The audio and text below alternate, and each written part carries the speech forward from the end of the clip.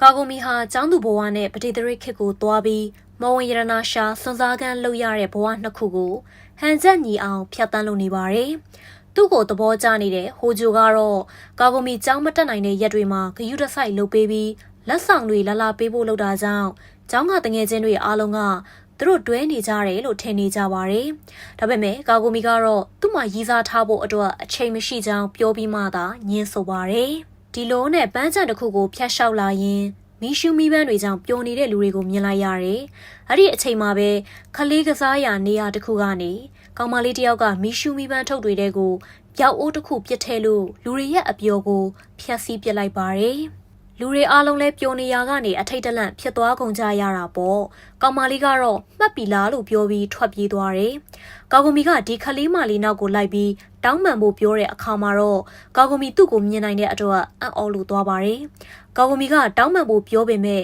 မလိုချင်ဘူးဆိုပြီးလက်ကိုပုတ်ထုတ်ပြီးပျောက်ကွယ်သွားတယ်။ပြီးတော့ကာဂိုမီကိုမိတော့တွေနဲ့ဝင်းရံလို့သွားပါတော့တယ်။ဒီထူးဆန်းတဲ့အဖြစ်အပျက်ကြောင့်ကာဂိုမီထိုင်လျက်လေးဖြစ်သွားရင်ကြံ့နေခဲ့ပါတော့တယ်။ပဒေသရစ်ခေတ်မှာတော့အင်နိုရာရှာကသူ့ဓာအိမ်ဟာမိုးကြိုးညီနောင်တဲ့တိုက်ပွဲမှာအပ်သွားခဲ့တာကြောင့်တမဏိနကြဲကောင်တွေရဲ့အစွမ်းကိုသုံးပြီးပြင်ဆင်နေပါတယ်။သူတို့ပြင်ဆင်နေခဲ့တာဟာညအချိန်ဖြစ်တာကြောင့်တိတ်ဆုံးသွားတဲ့ခလေးတွေရဲ့ဝိညာဉ်တွေနဲ့အတူ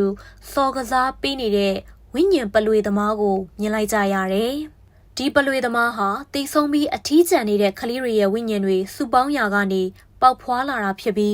းအထီးကျန်ဝိညာဉ်လေးတွေရဲ့အဖော်ဖြစ်လာခဲ့တာမျိုးပေါ့။ဒီပလွေသမားရဲ့ထူးခြားချက်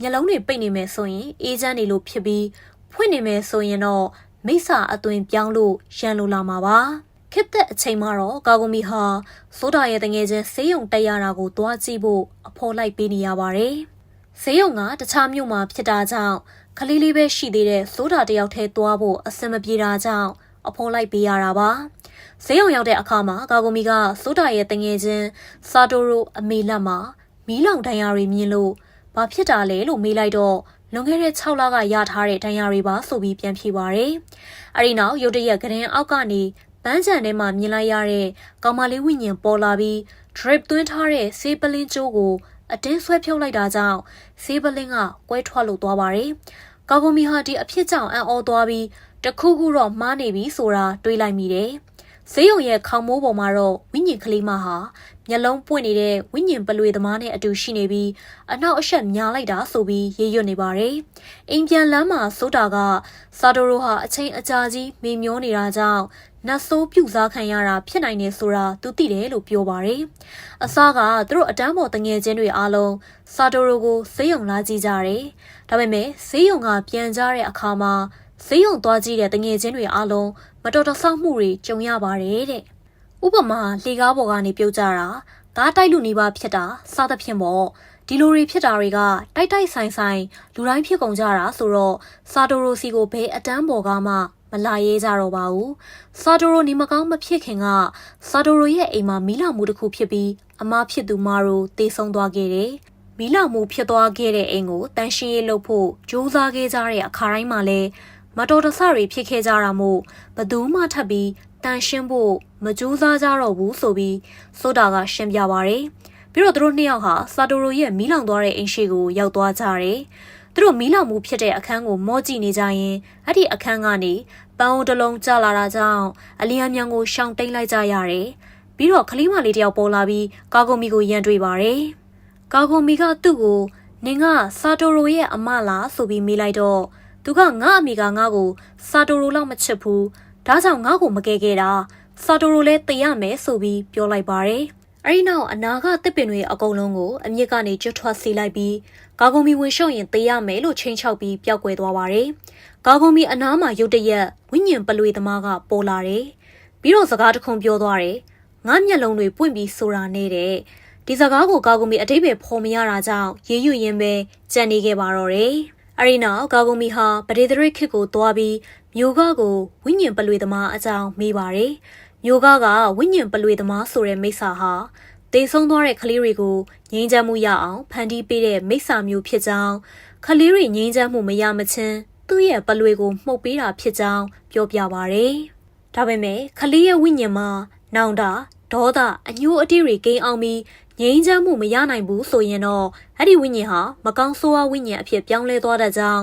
အဲ့ဒီလိုမကောင်းဆိုးဝါးဝိညာဉ်အဖြစ်ပြောင်းလဲသွားတာနဲ့ဝိညာဉ်ပလွေသမားဟာမျက်လုံးတွေပွင့်သွားပြီးအဲ့ဒီဝိညာဉ်ကိုငရဲကိုခေါ်သွားမှာဖြစ်ကြောင်းပြောပြလိုက်ပါတယ်။ကာဂိုမီကဒီကောင်မလေးဝိညာဉ်ကိုကယ်တင်ခြင်းနဲ့ဒါကြောင့်ပဲချက်ချင်းခစ်တစ်ကိုပြန်သွားပြီးကယ်တင်နိုင်ဖို့အတွက်နီလန်းရှာပါတော့တယ်။ကာဂိုမီကမာယိုရဲ့အမေကိုသွားပြီးဘာရီဖြစ်ခဲ့တာလဲဆိုတာသိရအောင်မေးလိုက်ပါတယ်။ပြဿနာဖြစ်ခဲ့တဲ့နေ့ကမာယိုဟာသူအရန်သွားချင်နေတဲ့ကျောင်းမှာကျင်းပတဲ့နွေရာသီပွဲတော်ကိုသူ့အမေကမလာခဲ့လို့စိတ်အယမ်းဆိုးနေခဲ့ပါတယ်။တကယ်တော့သူ့အမေလိုက်မပို့နိုင်ခဲ့တာကစာတိုရိုဖျားနေခဲ့တာကိုစောင့်ပေးနေရတာမို့လို့ပါ။ဒါပေမဲ့မာယိုကနားမလည်ပေးနိုင်ခဲ့ပဲဒေါသတကြီးနဲ့သာတောင်းကျမ်းနေခဲ့ပါတယ်။အဲဒီနောက်အိမ်ကနေထွက်ပြေးသွားခဲ့တာကြောင့်အမေဖြစ်သူကလည်းသမီးလေးအိမ်မှာမရှိနေဘူးပဲထင်နေခဲ့တယ်။ဒါကြောင့်မီးလောင်နေတဲ့အိမ်ထဲကနေစာတိုရိုကိုပဲကဲထုတ်ခဲ့တာပါ။ဒါပေမဲ့မာရိုဟာအိမ်ထဲမှာရှိနေခဲ့ပြီးသူ့အမေကသူ့ကိုသူရှိနေတာတည်တည်လျက်နဲ့မကဲထုတ်ခဲ့ဘူးဆိုပြီးအမုန်းကြီးမုန်းသွားတော့တာပါပဲ။တကယ်တော့မာရိုရှိနေမှန်းသာသိရင်ရအောင်ကဲထုတ်မှာပါ။ဒီအကြောင်းတွေပြောပြပြီးချိန်မှာပဲစာတိုရိုရဲ့လူနာအခန်းကနေလျှက်ဆက်ရှော့ဖြစ်နေတာကိုမြင်လိုက်ရတော့အပြေးအလွှာတက်သွားကြည့်တဲ့အခါမှာမာရိုကစာတိုရိုကိုတတ်ဖို့လုပ်နေတာကိုမြင်လိုက်ကြရတယ်။အမေဖြစ်သူကတားဖို့ကြိုးစားတဲ့အခါမှာတော့မာရိုကလိုင်းတစ်ခုနဲ့ပစ်လိုက်ပြီးအမေလှုပ်သူကိုမေ့မျောသွားစေပါတယ်။ကာအိုရူကမာရိုကိုဖြောင်းဖြတယ်။အဲ့ဒီကသမီးရှိနေတာသမီးအမေကမသိလို့မကယ်ခဲ့မိတာပါဆိုပြီးမှပေါ့တကယ်တော့အဲ့ဒီနေ့ကမီးလောင်မှုဖြစ်ခဲ့ရတာဟာမိဖို့ဘေးမှာမဖလာကိုမာရိုလှမ်းခဲ့ရကနေမိကူပြီးစဖြစ်သွားခဲ့တာပါစာတိုရိုကဒါပေမဲ့မာရိုကနားမထောင်ပါဘူးဒါအပြင်သူကဘီရိုထဲမှာဝင်ပုန်းနေပြီးသူ့အမေကိုတမင်သက်သက်စိတ်အနှောက်အယှက်ဖြစ်အောင်လှုပ်ချင်စိတ်နဲ့လှုပ်ခဲ့လိုက်တာပါမာရိုကသူ့အမားကိုသူသိပေမဲ့လက်မခံပဲအပြစ်တွေကိုသူများအပေါ်ပဲပုံချခြင်းရလောက်အောင်ဆိုးရွားလို့နေခဲ့တာပါဒါကြောင့်အမှန်ကိုသိပြီးချိန်မှာတော့မှစာတိုရိုကိုတိုက်ခိုက်လိုက်တယ်